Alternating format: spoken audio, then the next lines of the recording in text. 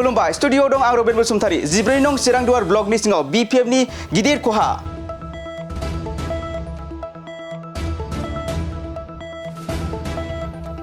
खाम्फा बरगयारिनि नुजाथिनायाव बिपिएफनि गासै गं 34 नखरा इउपिपिएल दोलोआव जगदान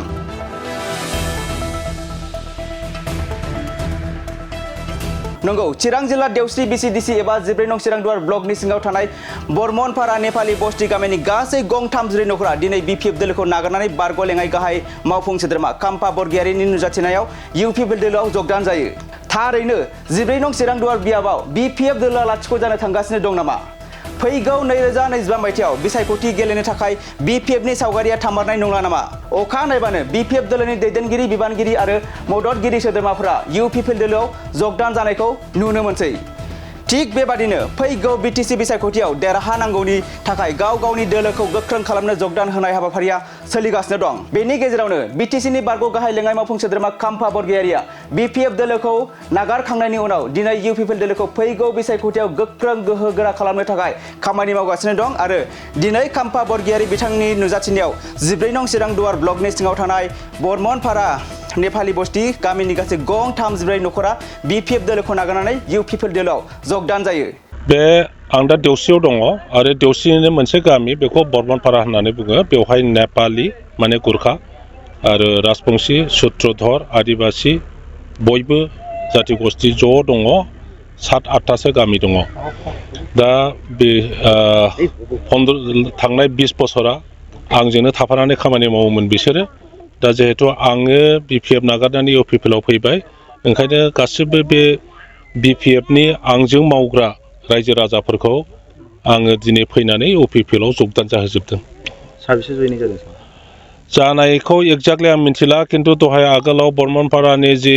मन्दिरमोन बाहाय गामि दरथामनिया जयेन जादों बाखि माखासेया इउपिपिएलआवनो दंखायोमोन जि बिपिएफआव दंमोन बिसोर गासिबो जयेन जाजोब्बाय दा दस्रा पार्टियाव गैला ओमफ्राय नैबे जाहैबाय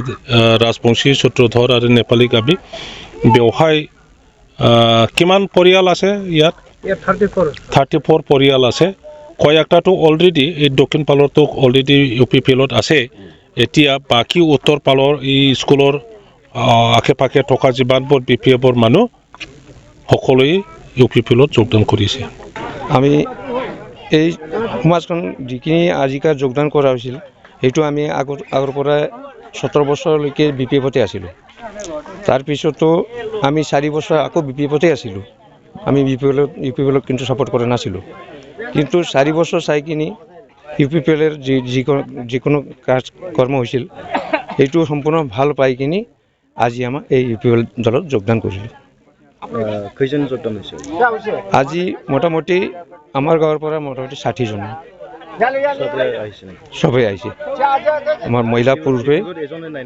বিপিএফ বৰ্তমান মানে আমাৰ গাঁৱত নীল বিপিএফ এটাও নাই মানে বিপিএলৰ কাম কাজ কৰ্মটো ভাল পাই কিনি আমি বিপিএলত যোগদান কৰিলোঁ गोजोनथाव खौरां माइ सथा स्कुल एबा आंनि फिसा फरायसालिया लानानै फैदों मोनसे गोजोनथाव क'क्राझार सहरनि जेडि र'डजों थांग्रा वार्ड नं 4आव माइ सथा स्कुल एबा आंनि फिसा फरायसालियाव डे केयार नार्सारि एलकेजि इउकेजिनि थाखाय मुं थिसननाया सोलिगासिनो दं बे माइ सथा स्कुल एबा आंनि फिसा फरायसालियाव फरायसा फरायसुलिफोरनि थाखाय गोबां सुबिदाफोरबो अब्ला नोंथाङा माखौथो नायबाय थाखो नैबे माइ सथा स्कुलाव नोंथाङा नोंथांनि उन्दै गथ'साफोरखौ मुं थिसननो थाखाय साखाफारा जादो माइ सथा स्कुल एबा आंनि फिसा फरायसालियाव नोंथाङा थोंजोङै खौरां लानो थाखाय 8099887781 नङाब्ला 9531281982 बे मबाइल नाम्बारनि गेजेरजों खौरां लाहरनो हागोन